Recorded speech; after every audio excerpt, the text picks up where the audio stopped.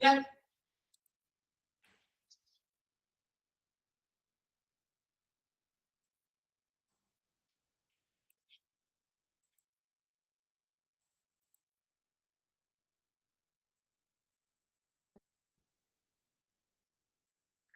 इसको तेरे को ना बैठने मत दिया करो, उठा देंगे, घूरता है, काट लेगा तुझे।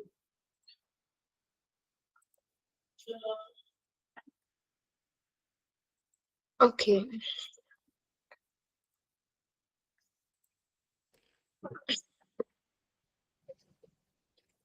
So in the last class, we are done with this some of the economics concepts related to your demand, supply, and normal goods, inferior goods, and your in market indicators. So now coming to the part of understanding of entity and its environment. So since we are understanding about how is the entity works, so while we are understanding about entity and its environment, we need to have certain knowledge about the economics. So that's why we discussed some of the concept of economics in the last session. So now is the other part. First is related to your industry conditions. So what kind of industry the client is working in? Just 1 minute, okay.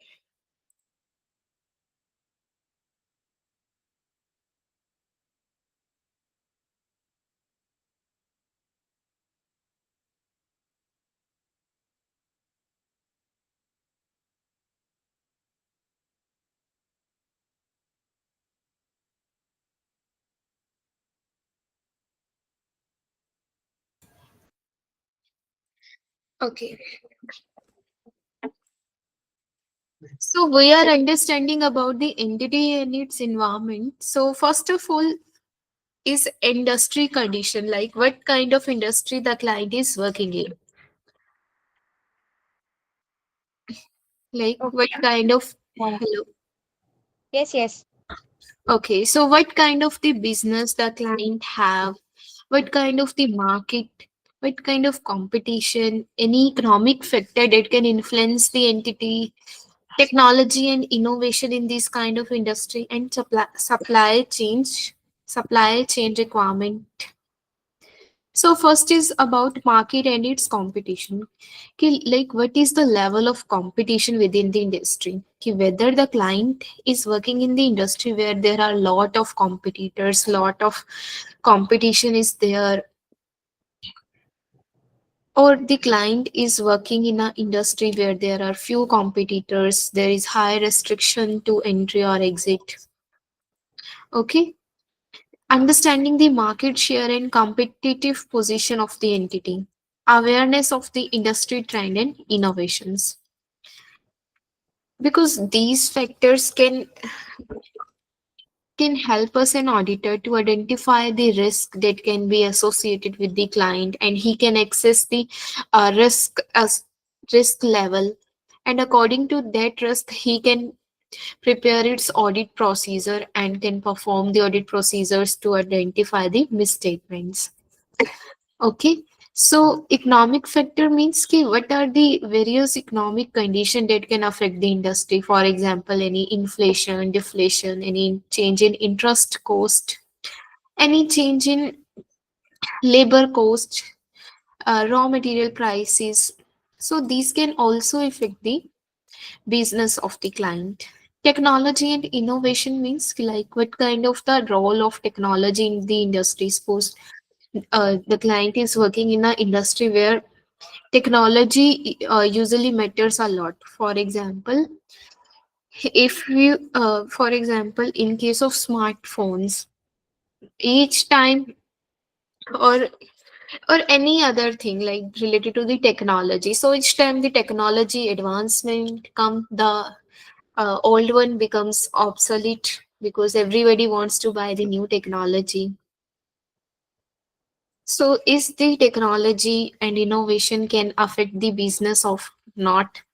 Supply chain means understanding the supply chain dynamics, so risk associated with supplier and stability of the supply chain. So, for example, if your business need highly depend on supply, and you need to have a good supply chain to continue your business. So, in case if you don't have supplier stability, then there might be risk. Ki if you lost your suppliers, then there will be no supply of the materials and you can't run your business. Yes, understood.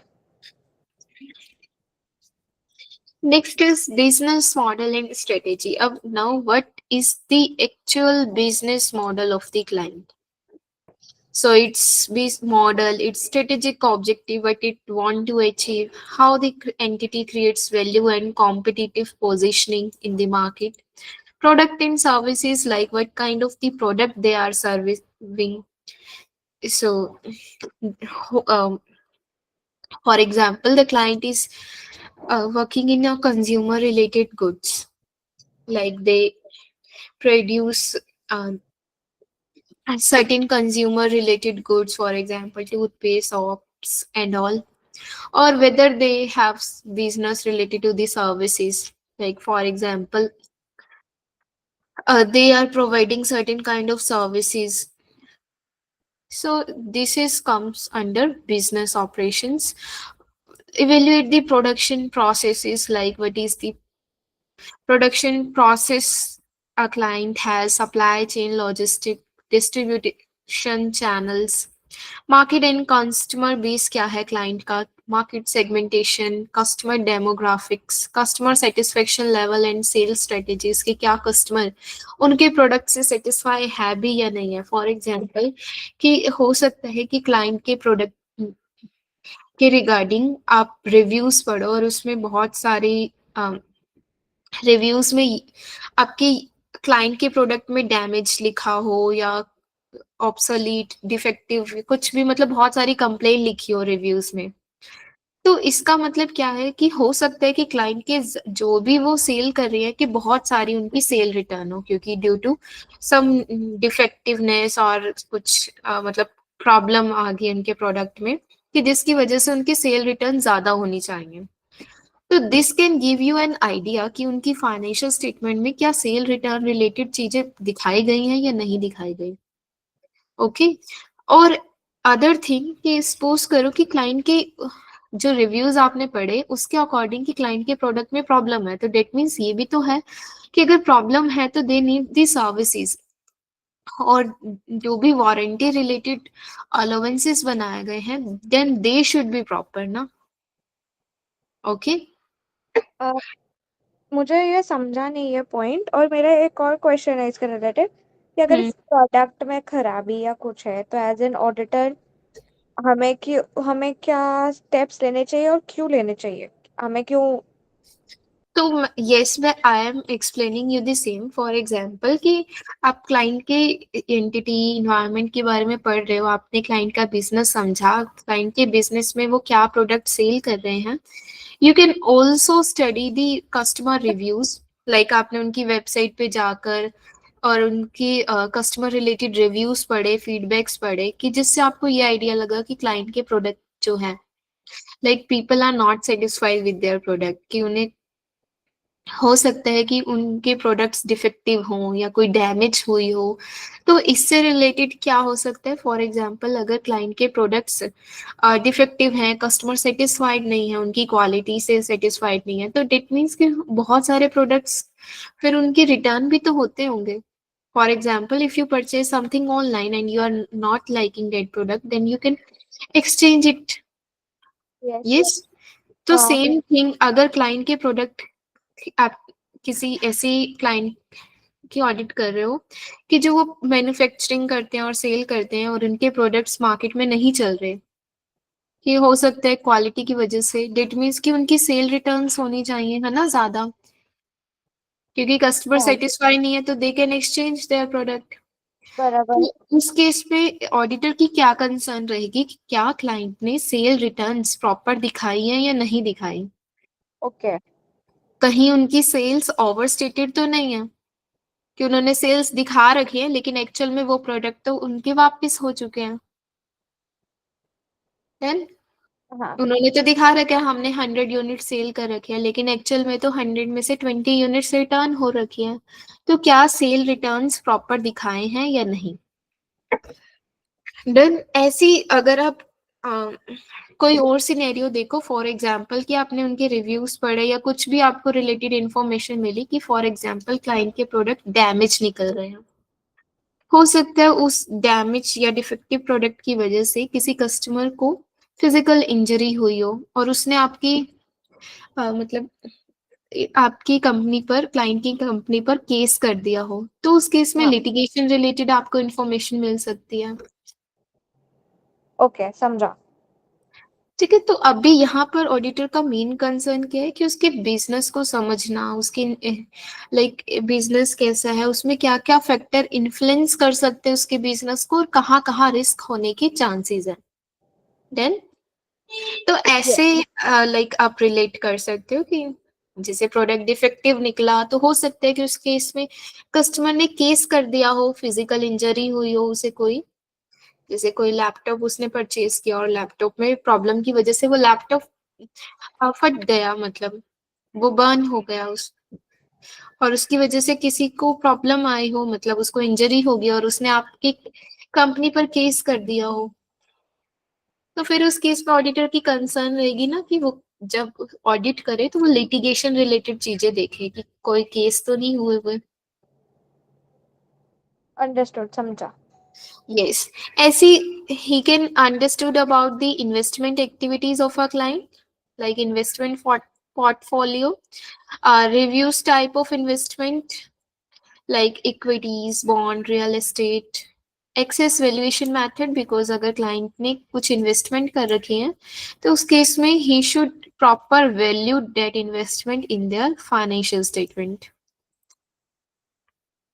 For example, if they have their investment as like trading securities, so they need to uh, value it at fair market value in their financial statement. Okay. Yes, understood. ऐसी capital expenditure related, so if they have certain kind of plans कि they are going to expand their business or they are purchasing certain investment or doing some capital expenditure, he can also like gain some understanding of these capital expenditure, their impact on financial stability. Okay, so if a client, suppose करो कि client ने बहुत सारे plans बना रखे हैं कि कल को वो या कहीं पर कमिटमेंट कर रखी है कि वो उसने इतनी बड़ी इन्वेस्टमेंट करनी है कुछ दिनों में, तो क्या उस इन्वेस्टमेंट की वजह से कैश फ्लो पर अफेक्ट पड़ेगा, या हो सकता हाँ है कि वो इन्वेस्टमेंट को करने के लिए कहीं से डेप्ट ले, कहीं से लोन ले, तो फिर उस केस में it can affect the clients financial stability. Okay. Yes, any financing activities again कि अगर उनकी डेप्थ इक्विटी कंपोनेंट कैसे हैं, access funding sources like leverage, cost of capital, reviews on the terms and condition of depth agreement, suppose depth agreement की conditions भी तो हो सकती हैं, तो उसके बारे में he can gain some understanding. Equity financing like stock issuance, रीपर्चेजेस, dividend policies क्या है क्लाइंट की, access the impact on ownership structure and control. Okay, when he is understanding about the client, he need to understand its internal control, its business, its industry, its financing activity, its investing activities. Okay, its financial reporting, like what kind of accounting principles are they following, what kind of estimates are they following, whether they have consistency or not, कि ऐसा तो नहीं कि client पिछले साल कोई और methods use कर रहे थे और इस साल कुछ और, मींस फ्रिक्वेंटली चेंजेस कर रहे हैं मेथड्स में, और जो मेथड्स यूज कर रहे हैं सपोज इन्वेंट्री वैल्यूएशन के लिए वो फीफो या लीफो या कोई और मेथड यूज कर रहे हैं, तो क्या वो मेथड अप्रोप्रिएट है या नहीं है, एंड रेशनल बिहाइंड की जजमेंट्स, कि अगर जो भी वो एस्टिमेट्स कर रहे हैं तो वो एस्टिमेट्स प्रॉपर है या नहीं है। Sorry, okay, clear? फाइनेंशियल हाँ स्टेटमेंट समझा। प्रेजेंटेशन कि जो भी उनकी फाइनेंशियल स्टेटमेंट है क्या वो प्रॉपर प्रेजेंटेड है और डिस्क्लोजर्स प्रॉपर है या नहीं, and whether they are complied with the applicable financial reporting framework or not. For example, whether these are prepared according to the authorized like framework, for example GAAP or IFRS.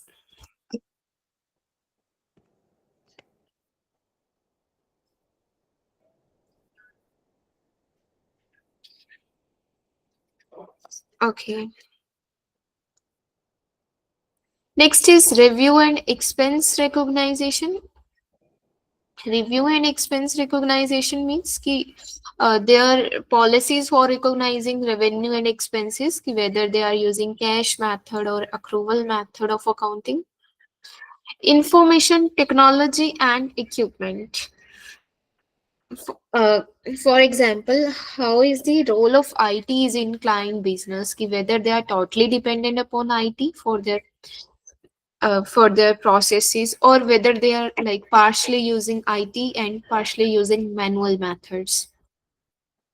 ठीक है कि client के business में IT का क्या role है, क्योंकि अगर इफ उनके सारे प्रोसेसेस ऑटोमेटेड हैं तो डेट मीन्स कि वहां पर आईटी चेक करने के लिए you sometimes you need an IT specialist, कि अगर ऑडिटर को आईटी रिलेटेड चीजें नहीं पता तो ही can engage some IT specialist. Then उसके लिए आपको पता होना चाहिए कि क्लाइंट की आईटी रिलेटेड इक्विपमेंट्स क्या हैं, like in IT infrastructure, IT governance, IT related controls. Understanding the entities IT system including hardware software. Yes, नहीं बोल दो। वही आप एक्सप्लेन करने जा रहे हो। Okay. Access the reliability and scalability of IT system and their impact on operation, कि like entity की IT system कैसे हैं, ठीक है, और वो IT system क्या reliable हैं, like what is their impact on the operations. So suppose करो कि कंपनी में आपकी IT रिलेटेड सिस्टम्स हैं सारे, मीन्स ऑटोमेटेड प्रोसेस है कि कोई भी सेल ट्रांजेक्शन है वो ऑटोमेटिकली रिकॉर्ड हो जाएगी, अपने आप इनवॉइस क्रिएट हो जाएंगे, अपने आप रिकॉर्डिंग हो जाएगी। तो फिर उस केस में क्या है कि जब सारे प्रोसेसेस आपके ऑटोमेटेड हो रहे हैं तो डेट मीन्स आपके पेपर वर्क कम होगा, है ना। हाँ तो उस केस में डेट मीन्स कि आपके पास प्रॉपर डॉक्यूमेंटेशन तो है नहीं कि आप एज एन ऑडिटर आप उसको चेक करो। उस केस में आपको क्या चेक करना पड़ेगा कि क्या ये जो प्रोसेसेस कंप्यूटर में हो रहे हैं तो ये प्रोसेसेस की जो कोडिंग है या ये जो प्रोसेसिंग हो रही है वो प्रॉपर हो रही है या नहीं हो रही। तो उस केस में ऑडिटर क्या कर सकता है कि मतलब कुछ अनऑथराइज ट्रांजैक्शन ऐड करके देख सकता है कि क्या कंप्यूटर उसे इनवैलिड दिखा रहा है या नहीं दिखा रहा। ओके, हाँ, तो बट ये अगर अगर सॉफ्टवेयर या कुछ चेक करना हो तो क्या वो ऑडिटर किसी स्पेशलिस्ट को हायर कर सकता है ऐसे? Yes, he can hire an IT specialist. Okay. Yes, अगर मान लो उसे कुछ कैलकुलेशन रिलेटेड कुछ एक्चुरियल का वर्क देखना है तो एक्चुरियल को हायर कर सकता है वो। ओके अगर उसे हाँ अगर टेक्स्ट रिलेटेड कुछ देखना है तो वो एक टेक्स्ट स्पेशलिस्ट को हायर कर सकता है। ठीक है। यस, तो ये सारा प्लानिंग स्टेज में हो रहा है काम। हाँ ओके, तो आईटी रिलेटेड वो समझ सकते हैं उसकी गवर्नेंस, लाइक क्या फ्रेमवर्क फिर वो यूज कर रहे हैं, there data security measures, compliance with data privacy regulation and risk management practices, कि कंपनी ने रिस्क रिलेटेड, क्योंकि आईटी है, आईटी में रिस्क तो होगा ना कि कोई भी अनऑथराइज पीपल उस इंफॉर्मेशन को चुरा ना ले, हैकर्स वगैरह, हाँ या कंपनी में भी कोई लाइक पीपल जो अनऑथराइज्ड हैं उन्हें एक्सेस ना मिल जाए उस इंफॉर्मेशन का। सो उससे रिलेटेड क्या क्लाइंट की पॉलिसीज हैं। IT related controls like system data किस किस को एक्सेस मिला हुआ है किस किस को नहीं, there processes for system development and maintenance, compliance requirement, then he will like अगर क्लाइंट का बिजनेस कुछ ऐसा है जिसमें रेगुलेशंस बहुत मैटर करते हैं, so he can also understand about the compliance requirement कि क्या क्या रेगुलेशंस जो हैं दिस टाइप ऑफ इंडस्ट्री को फॉलो करने होते हैं, any regulatory bodies and their impact on the entity, any key compliance areas such as environmental laws, labor laws, safety standard. For example कि client में अब आपकी कोई फैक्ट्री है क्लाइंट की, और उस फैक्ट्री में कि जो भी मतलब chemicals as a waste generate हो रहे हैं या कोई स्मोक जनरेट हो रहा है, तो फिर उस केस में how they are disposing of that chemicals, उससे रिलेटेड तो कुछ स्ट्रिक्ट लॉज होंगे ना इन्वायरमेंट में। अगर वो डायरेक्टली रिवर में थ्रो कर रहे हैं तो डेट मीन्स उनपे पेनल्टी चार्ज हो सकती है हैवी, ओके। क्योंकि क्योंकि वहां पर इन्वायरमेंट को बहुत अफेक्ट पड़ेगा, तो उससे रिलेटेड लॉज तो बने होंगे। तो क्या आपका क्लाइंट वो लॉज फॉलो कर रहा है या नहीं कर रहा, any labour kind of laws, any safety standards. Legal environment means कि समझा। Any legal proceedings, litigation risk क्या हो सकते हैं, impact of legal dispute on financial statement, awareness of changes in laws and regulation. Okay, yes. कि legal environment कैसा है client का, regulatory requirements, sorry reporting requirement means कि specific reporting requirement mandated by regulators, compliance with financial reporting standard, कि अगर जो भी financial statement report की गई हैं तो क्या वो प्रॉपर स्टैंडर्ड फॉलो कर रही है या नहीं, प्रॉपर डिस्क्लोजर्स हैं या नहीं उसमें। ओके, हाँ। Next political environment, social environmental factors, कि ये आपके कैसे क्लाइंट के बिजनेस को अफेक्ट कर सकते हैं। फॉर एग्जांपल कि क्या पॉलिटिकल कोई स्टेबिलिटी या इंस्टेबिलिटी, उसका क्या इम्पैक्ट पड़ सकते हैं, कोई government policies and their effects, political risk such as expropriation and changes in tax policies, means कि हो सकता है कि जहां आपकी क्लाइंट वर्क कर रहा है जिस कंपनी में, वहां पर गवर्नमेंट कोई कुछ कोई भी लाइक एयरपोर्ट या कुछ बनाना चाहती है, तो इट मीन्स कि कल को वो आपकी प्रॉपर्टी को अ, छीन सकती है आपसे, तो फिर उस केस में it can have an effect on your business. Social environment means कि social trends and their impact, demographic changes, consumer behavior, corporate social responsibility and its influence on the operation, कि like social related people and all consumers, इन सब का क्या effect पड़ सकता है आपके business पे।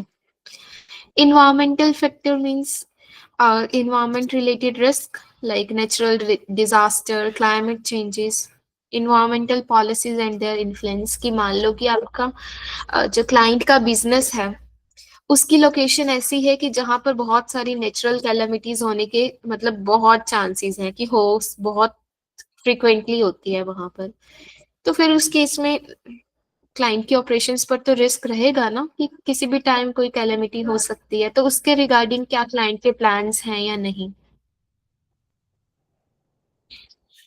या कोई नेचुरल डिजास्टर हो गया और उसका क्या इम्पैक्ट पड़ा। क्लियर, तो आई हाँ think clear. These are very easy. Environmental factors again social factors भी हो गए हमारे, like labour practices, working condition, diversity, social initiative and their impact on entities reputation and operations. Okay, governance factors mean structure, effectiveness of entities, governance framework, board composition, roles, responsibilities, कि company के अंदर आपकी responsibilities कैसे divide की गई हैं, कि क्या पीपल एट द टॉप और जो बॉटम है क्या सेपरेटेड है या नहीं है, मीन्स कि जो आपकी टॉप लेवल पीपल हैं क्या उनका ओवरसाइट रोल है या नहीं, एंड जो बॉटम लेवल पे पीपल हैं उनका रोल और जो टॉप पर है सेपरेटेड है या नहीं उनकी responsibilities and the roles, any ethical behaviour, anti corruption, transparency, इसके रिगार्डिंग क्या पॉलिसीज हैं within a company. Okay, okay. Yes.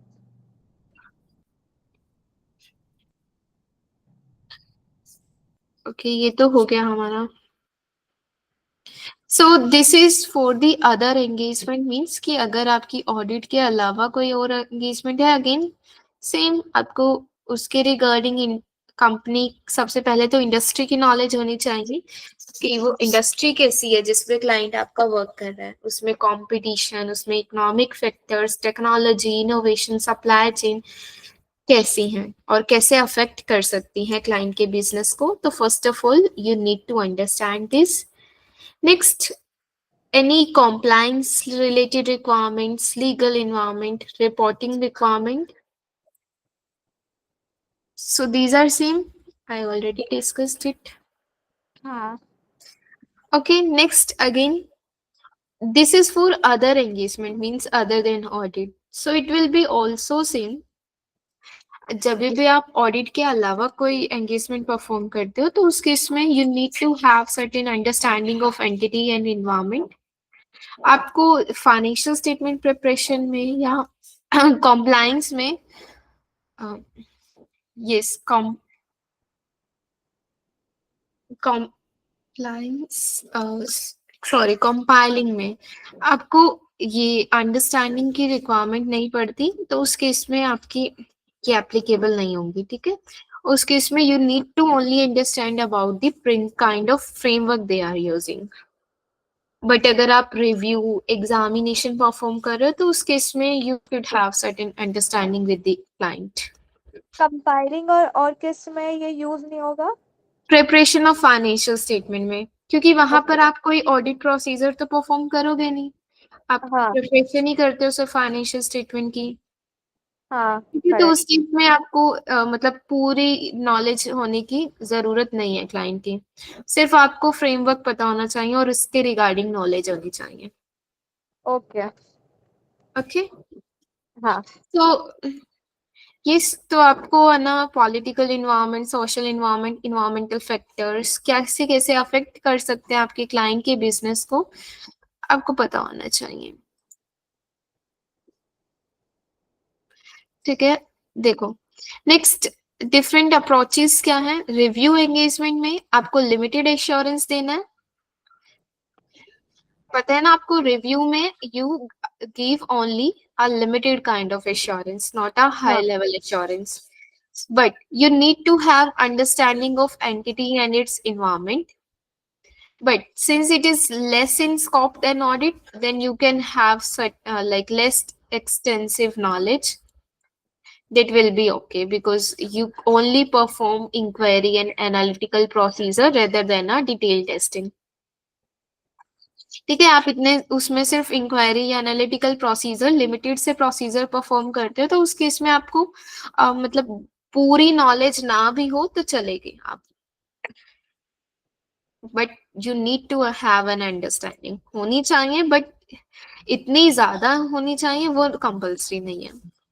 Next okay for compilation, compilation के लिए असिस्ट मैनेजमेंट इन प्रेजेंटिंग फाइनेंशियल इंफॉर्मेशन, पता है आपको कोई ओपिनियन नहीं देते, just you compile the financial statement, okay, but एक रिपोर्ट आप देकर चलते हो जिसमें आप कोई एश्योरेंस नहीं देते, तो उस केस में you can have certain understanding of entity and environment to ensure accurate presentation of financial data.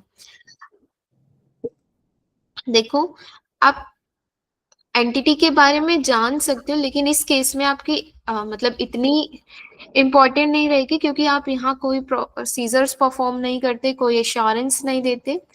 अगर आपके पास नॉलेज है क्लाइंट की तो उसके बारे में आपको ये पता चल सकता है कि जो भी फाइनेंशियल डेटा प्रेजेंट कर रहे हैं वो एक्यूरेट है या नहीं, but still it's not your responsibility, क्योंकि आप जस्ट कंपाइलेशन करा रहे हो मैनेजमेंट के साथ मिलके। तो जो भी फाइनेंशियल स्टेटमेंट्स हैं, it is the responsibility of management, not yours. Okay, okay yes और आप उसमें कोई रिस्क एक्सेस नहीं करते, कोई ऑडिट प्रोसीजर परफॉर्म नहीं करते, neither you give any assurance on this financial statement. Agreed upon procedure, so agreed upon procedures में आपको क्या क्लाइंट की सभी रिलेटेड चीजों के बारे में पता होना चाहिए? Answer is no, because you perform the procedure given by the client. That means you should have the knowledge of the entity that is used to design the relevant procedure. So it is focus should be on the specific area rather than a comprehensive understanding of entire environment. तो limited kind of knowledge will be okay कि कुछ specific areas के regarding you can gain some understanding in an agreed upon procedure kind of engagement. Okay. हाँ, समझा. Consulting services. So if a client is providing consulting services, then you can have understanding of entity's strategic, operational, environmental factor. Because उस case में आप क्या कर रहे हो, कोई एडवाइस दे रहे हो क्लाइंट को, तो suppose they are asking for certain kind of advice related to investment कि क्या उन्हें यहाँ पर इन्वेस्टमेंट करनी चाहिए या यहाँ पर बिजनेस खोलना चाहिए या नहीं, तो उससे related you can have certain understanding कि जैसे अगर कोई ऑपरेशनल रिलेटेड चीजें पूछ रहे हैं तो आप operational environmental related factors consider कर सकते हो. तो ये डोंट वरी, ये इतना डिटेल में तो कुछ भी नहीं आएगा आपका. तो मेजर जो क्वेश्चंस आते हैं वो कहाँ से आते हैं, मतलब किस टाइप के क्वेश्चंस आएंगे? आपके मैनेजमेंट असर्शन से रिलेटेड आएंगे कि जैसे आप ये प्रोसीजर परफॉर्म कर रहे हो तो ये बेसिकली कंप्लीटनेस को दिखा रहा है या उससे रिलेटेड वो सब मींस जो आगे आप एक्चुअल ऑडिट प्रोसीजर परफॉर्म करोगे उससे रिलेटेड क्वेश्चंस आते हैं आपके. ओके. आपके ये कंपाइलेशन, रिव्यू, एग्जामिनेशन, इनसे रिलेटेड क्वेश्चंस आते हैं बहुत कि आप कंपाइलेशन में कौन सा प्रोसीजर परफॉर्म करते हो, आप उस सॉरी रिव्यू में कौन सा प्रोसीजर परफॉर्म करते हो, आप कौन सा आप कौन सी मतलब एश्योरेंस देते हो उसमें, लिमिटेड या रीजनेबल या नो एश्योरेंस, ये सब. और आपके क्वेश्चंस आपके इकोनॉमिक्स में से मतलब हार्डली 1 और 2 एमसीक्यूज आएंगे. हाँ. यस. और क्वेश्चंस आपके ऑडिट रिपोर्ट से भी बहुत आते हैं. मींस अगर आपकी मान लो ऑडिटर को कोई एविडेंसेस नहीं मिले तो क्या वो अपना ओपिनियन देगा, क्वालिफाइड देगा, अनक्वालिफाइड देगा, तो इससे रिलेटेड क्वेश्चंस आ सकते हैं आपके. ठीक है. बट डेफिनेटली ये इतना इससे रिलेटेड तो नहीं आने वाला आपका. हाँ, बट ये एटलीस्ट पता होना चाहिए तो आगे का समझ आए ऐसा. हाँ, मतलब इतनी डिटेल में नहीं आएगा कि आपको रिव्यू के लिए क्या क्या पढ़ना चाहिए या कंपाइलेशन के लिए. ओवरऑल करके पूछ सकते हैं आपसे, लेकिन इंडिविजुअल एंगेजमेंट से रिलेटेड इस टॉपिक में तो एटलीस्ट नहीं आएगा. और टोटल एमसीक्यूज कितने आएंगे और स्टिमुलेशन कितने आएंगे? आपके आई थिंक 72 आते हैं टोटल ऑडिट में एमसीक्यूज, और है ना 7 से 8 आपकी सिमुलेशंस होते हैं. तो एक सिमुलेशन के कितना मार्क होगा? अगर जैसे एक एमसीक्यू 1 मार्क होता है. मार्क्स देखो, मार्क्स के कुछ भी नहीं मतलब डिस्क्लोज करते कि कौन से क्वेश्चंस कितने मार्क्स के होते हैं, ना ही हमें ये पता होता कि एमसीक्यू 1 मार्क्स का है. बस वो ये कहते हैं कि 50-50% डिवीजन है कि 50% आपकी स्कोर्स एमसीक्यू से आते हैं, 50% वहां से आते हैं. अच्छा. ओके.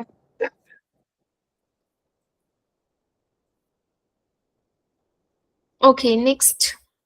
तो अगर एक सेकंड सॉरी, अगर 72 एमसीक्यूज आते हैं, अगर उनका मैं 1 मार्क भी पकड़ू, तो अगर उसमें से सिर्फ 50% ले रहे तो मतलब 36 मार्क्स ही गिने जाएंगे क्या? देखो, मार्क्स आपके कभी भी डिस्क्लोज नहीं किए जाते, वो ये स्कोर्स होते हैं, और स्कोर्स जो आपके आते हैं वो 99 में से आते हैं. और इस कोर्स के जो मतलब सेग्रीगेशन होता है वो डिपेंड करता है कि कुछ क्वेश्चंस हार्ड हैं तो उनको ज्यादा मतलब परसेंटेज दी जाती है, और कुछ क्वेश्चंस इजी है तो उन्हें कम. तो फिर पासिंग कैसे निकालते हैं लोग? वो अभी तक तो मतलब नहीं पता किसी को भी. तो अभी मैं पास होने के लिए मुझे कितना करना है वो कैसे पता चलेगा? हाँ, पास के लिए ये कि आपको 75% रिजल्ट चाहिए। पर वो कैसे लाना है वही नहीं पता है। उसके लिए मेहनत करनी है आपको। नहीं नहीं वो तो ठीक है, बट एक ऐसा होता है ना, जैसे कि मेरे कॉलेज में ऐसा था, 40 मार्क्स का पेपर है, तो ये 24, अरे 16 पासिंग है, सॉरी 60 मार्क का पेपर है, 24 पासिंग है। तो मेरे हम्म को पता है कि हम मुझे इतना स्कोर करना है तो मैं इतने लेकर आऊंगी। एक वो हम्म। होता है ना। हाँ, उसमें डिस्क्लोज होता है ना कि आपके ये क्वेश्चंस इतने मार्क्स के हैं, तो आप आइडिया लगा लेते हो हाँ कि आप एग्जैक्टली। इतने मार्क्स का कराए हो और आपके इतने आ जाएंगे। हाँ बट यहाँ देखो, वैसे कुछ भी डिस्क्लोज नहीं है, कोई मार्किंग स्कीम या कोई भी क्वेश्चन कितने मार्क्स का है वो डिस्क्लोज नहीं है ना, कैसे ग्रेडिंग दी जाती है वो भी नहीं डिस्क्लोज। ओके ठीक है। Next is nature of entity audit engagement. Okay, again, if you are performing an audit, you need to have an understanding of the entity. Okay, its business operation, its investment, financing, financial reporting, information technology, equipment related information.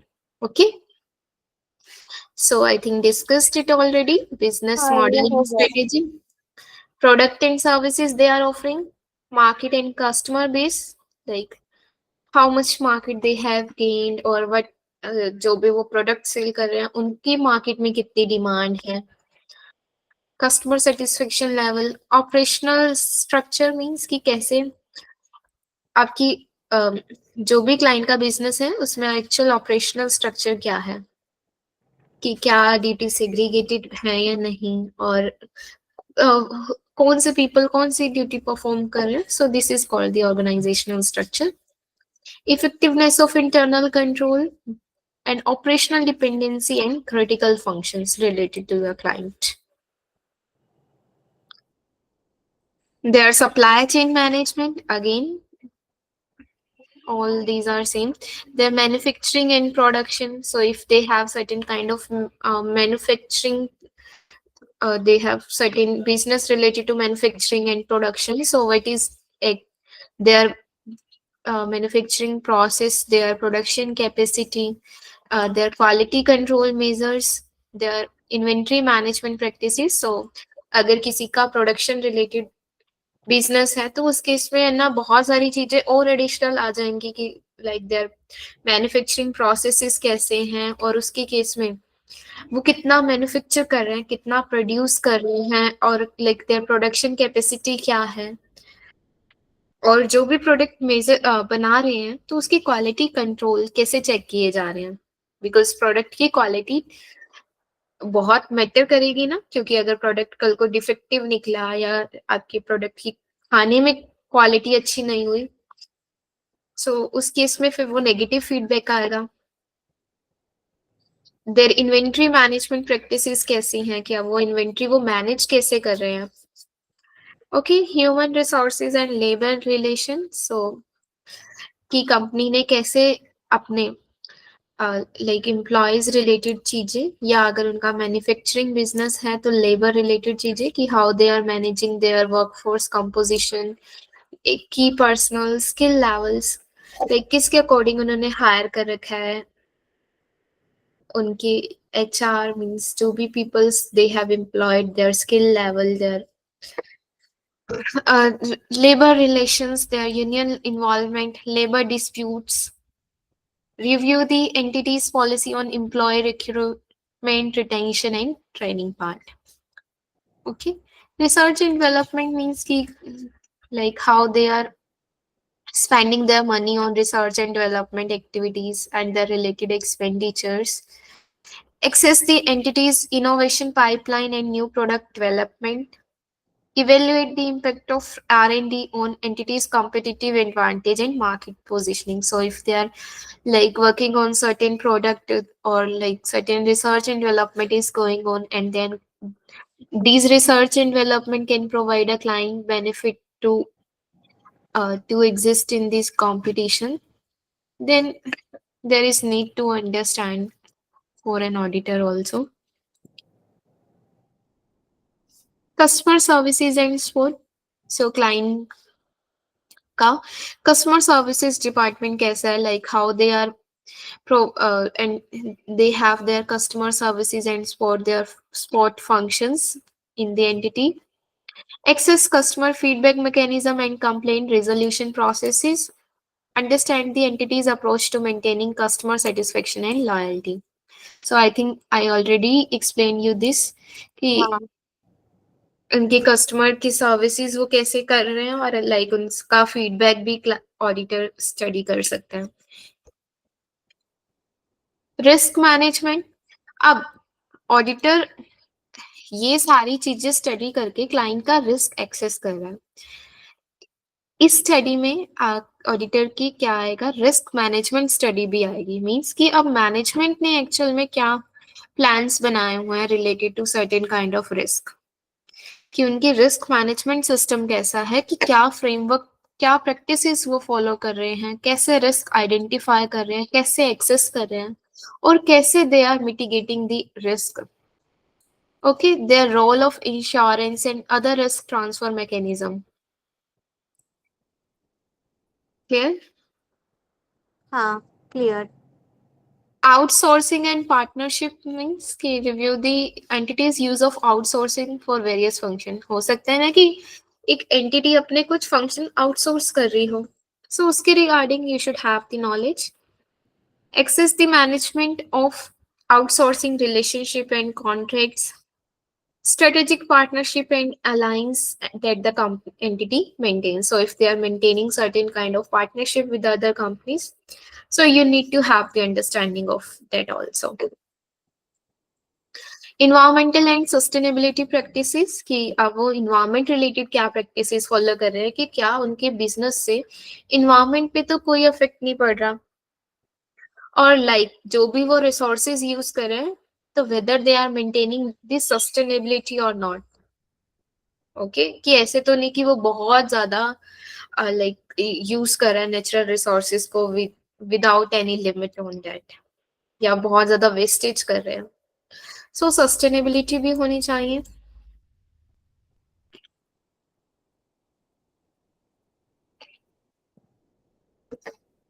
Sales and distribution channel. तो client की आपकी entity के cell strategies क्या हैं, उनकी distribution channels क्या हैं, कि how they are distributing their products to different like cities or state or countries. Understanding the entity's pricing strategies and discount policies, कि जो भी वो प्रोडक्ट की प्राइसिंग कर रहे हैं या डिस्काउंट दे रहे हैं, उसके रिगार्डिंग उनकी क्या स्ट्रेटेजीज हैं, क्या पॉलिसीज हैं, क्या मेथड्स यूज कर रहे हैं. Okay.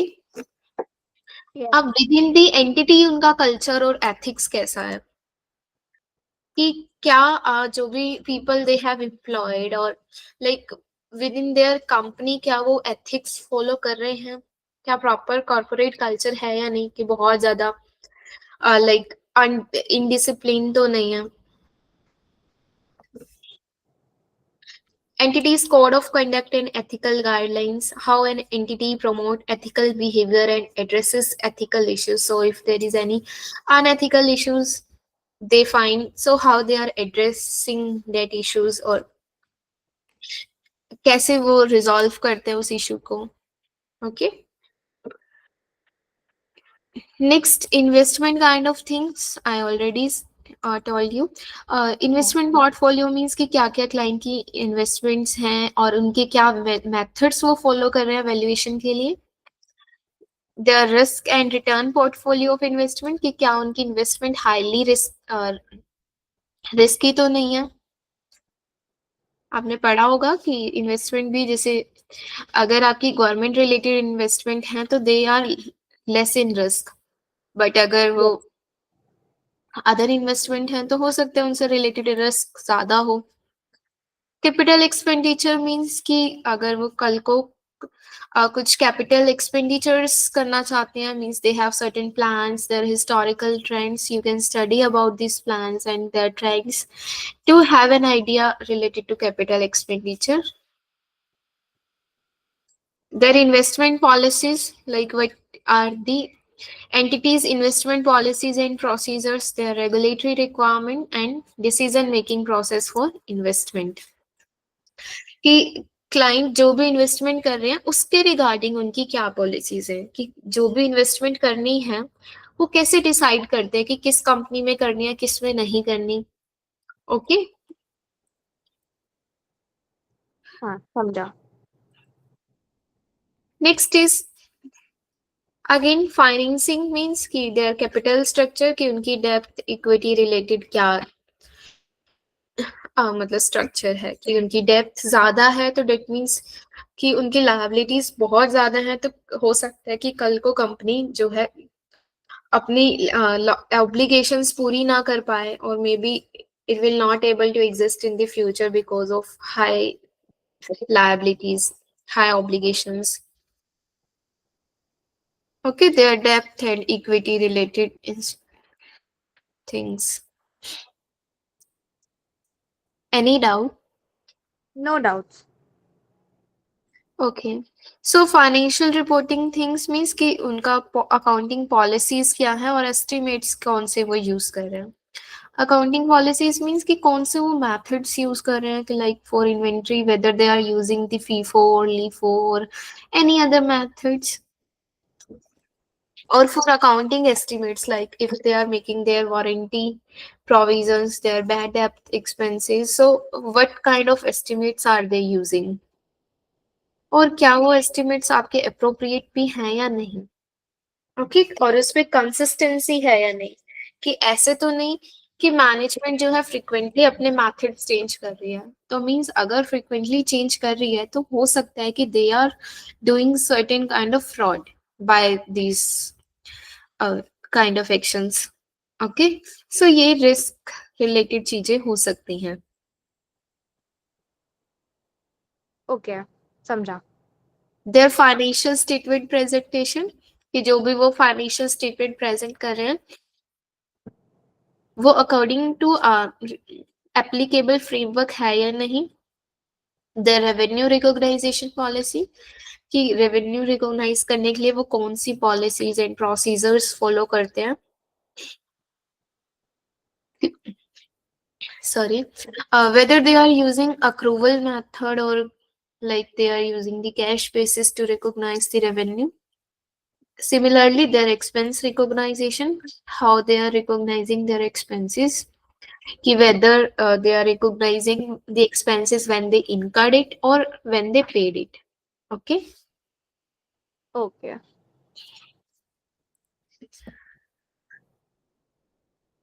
Again, IT infrastructure, governance, data security and privacy, IT control, system development and maintenance means उनका IT infrastructure क्या है?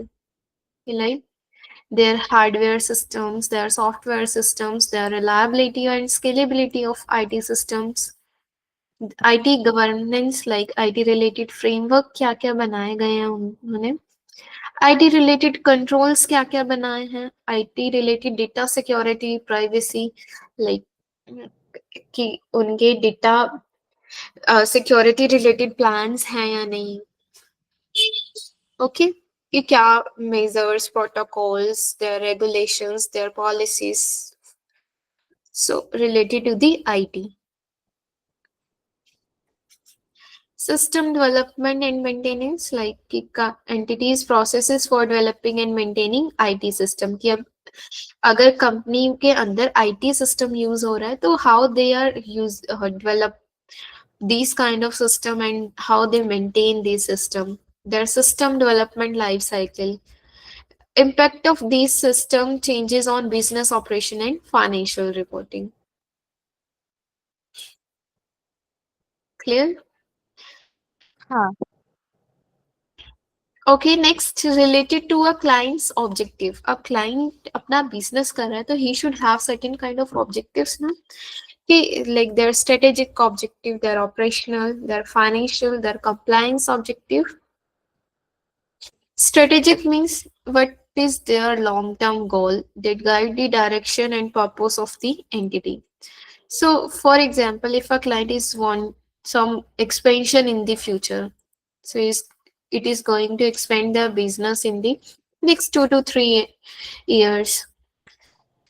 Any kind of innovation, sustainability initiatives. So and there impact क्या हो सकता है कि फॉर एग्जाम्पल क्लाइंट कल को एक्सपेंशन करने वाला है तो he need certain kind of investment from their shareholders. So उस केस में हो सकता है कि वो अपने फाइनेंशियल स्टेटमेंट को थोड़ा मिस रिप्रेजेंट करे कि ताकि वो बहुत ज्यादा एट्रैक्टिव दिखे और उसको बहुत ज्यादा से ज्यादा फंडिंग मिल जाए अपने बिजनेस में. हो सकता है ऐसा. हाँ. Similarly, operational objectives related short-term goals on efficiency and effectiveness of daily operation. So it can have an impact on inaccurate reporting, can hide inefficiencies, quality issues, or cost overruns. Poor decision making and operational disruptions. Okay, so their production targets, quality control, cost reduction things. क्योंकि हो सकता है कि client की cost बहुत ज्यादा आ रही हो बट कॉस्ट ज्यादा आने का मतलब it is going through the losses but management उस लॉसेस को हाइड करने के लिए हो सकता है कि अपनी फाइनेंशियल स्टेटमेंट को मिस रिप्रेजेंट करे. ओके. हाँ.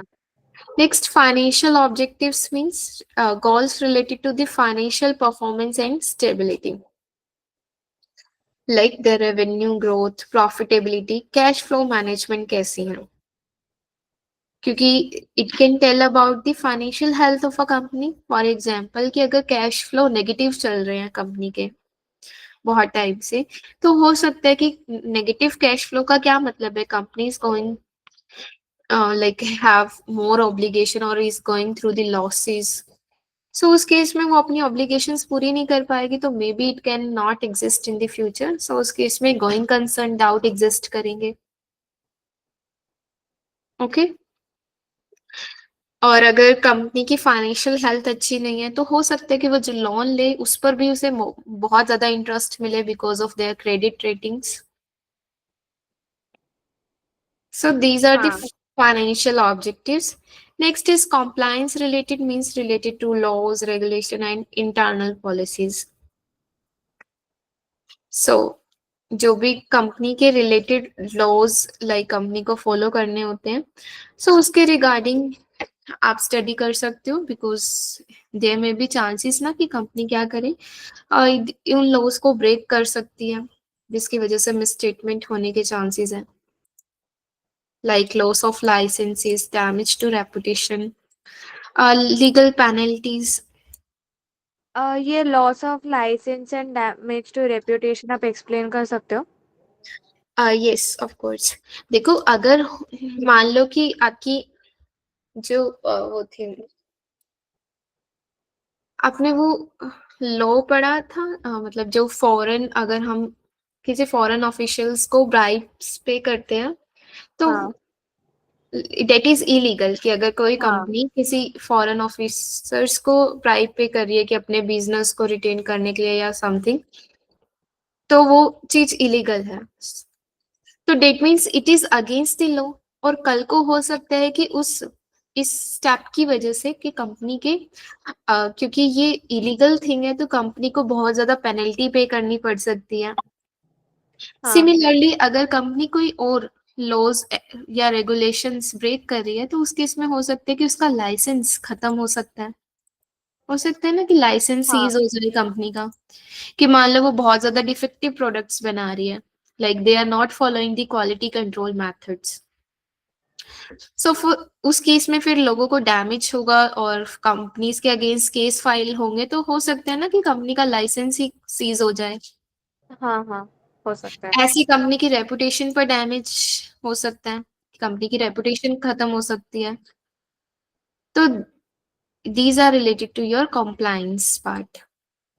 ठीक है. क्या अगर कंपनी के रिगार्डिंग कुछ लॉज रेगुलेशन फॉर एग्जांपल की कंपनी आपकी they are producing like certain products like alcohol related things, drinks or related to your related to other things like cigarettes and all.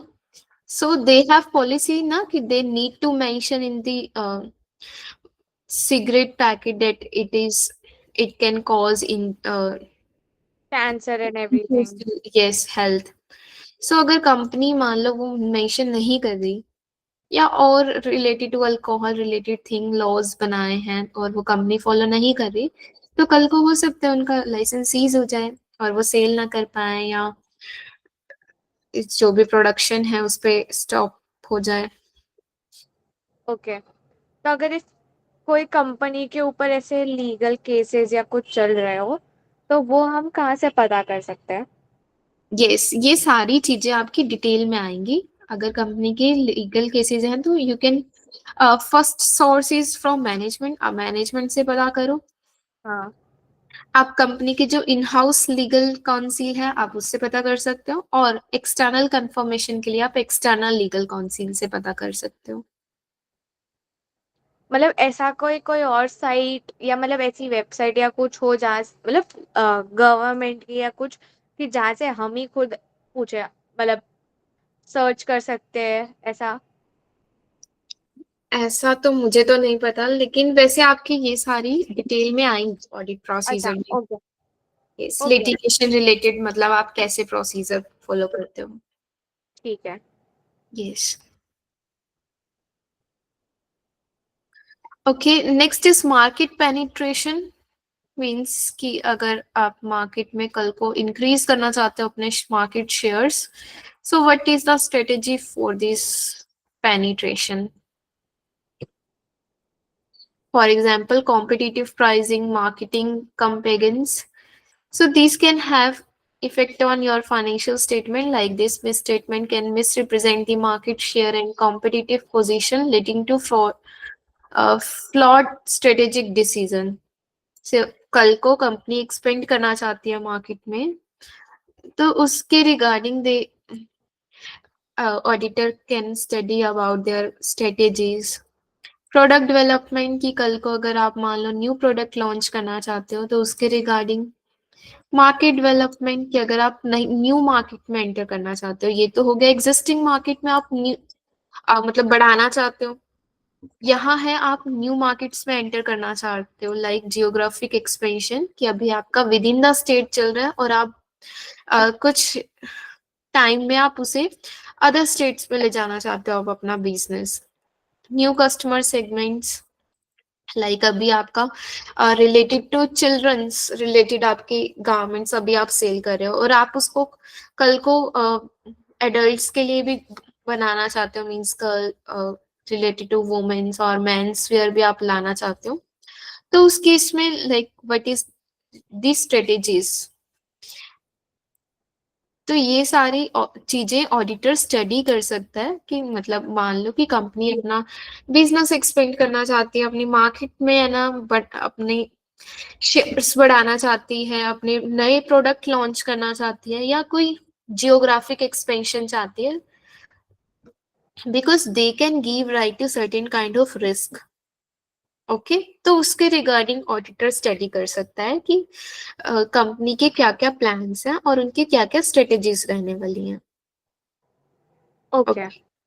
Diversification, if you are like diversifying your product or services, ठीक है, आप पहले particular कोई product बनाते थे, अब आप उस प्रोडक्ट को मल्टीप्लाई करना चाहते हो, मीन्स कुछ डाइवर्सिफाई करना चाहते हो। कि फॉर एग्जांपल अभी आप सिर्फ मतलब शैम्पूस बना रहे थे और आप इस साल मतलब डाइवर्सिफाई करना चाहते हो, आप सोप या अदर कैटेगरीज ऑल्सो लॉन्च करना चाहते हो। कॉस्ट लीडरशिप मीन्स कि आप कॉस्ट रिलेटेड चेंजेस करना चाह रहे हो, like strategies to become the lowest cost producer, आप अपने प्रोडक्ट्स की कॉस्ट कम करना चाह रहे हो, तो उसके रिगार्डिंग आपके क्या प्लान्स हैं।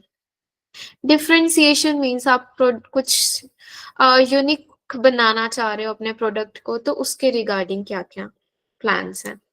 Okay, yes. इम्पैक्ट का मतलब कि ऑडिटर की क्या कंसर्न रहेगी मेनली, क्योंकि ऑडिटर को ये रिलेटेड टू क्लाइंट थोड़ी मतलब मेनली उसकी कंसर्न क्या है कि फाइनेंशियल स्टेटमेंट पे कुछ मिस रिप्रेजेंट ना हो इसके रिगार्डिंग। ओके, हाँ।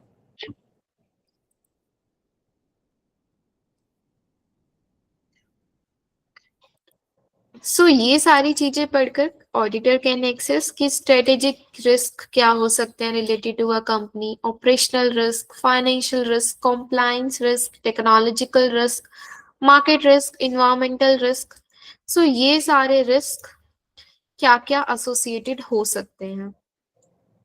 ठीक है, जैसे स्ट्रेटेजिक रिस्क का मतलब कि अगर वो मान लो कि कुछ स्ट्रेटेजिक चेंज लाना चाहते हैं अपने बिजनेस में, तो फिर उसका रिस्क क्या हो सकता है। मींस फॉर एग्जांपल हो सकता है कि उनकी स्ट्रेटेजीज इनइफेक्टिव रहें, तो it is a kind of strategic risk. Operational risk मतलब कि उनके operational related risk, for example unresolved inefficiencies, potential operational failures like their supply chain disruptions।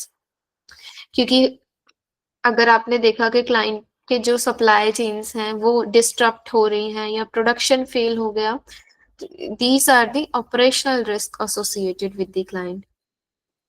Financial risk मतलब liquidity risk, credit risk related to a client की कल को वो अपनी financial obligations पूरी कर सकते हैं या नहीं कर सकते। कॉम्प्लायंस रिलेटेड रिस्क मतलब कि कंपनी की कुछ इलीगल कर दे, उससे रिलेटेड रिस्क क्या है। टेक्नोलॉजिकल रिस्क मतलब कि अब कंपनी जिस इंडस्ट्री में वर्क कर रही है वहां टेक्नोलॉजी कैसे अफेक्ट कर सकती है, तो this is the technological risk that can associated with the company।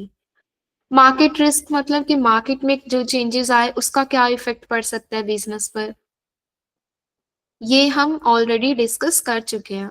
ठीक है, हाँ। ये सारे फैक्टर्स ऑडिटर ने क्यों स्टडी किए थे, बिकॉज उसके रिगार्डिंग रिस्क हो सकते हैं कंपनी पर।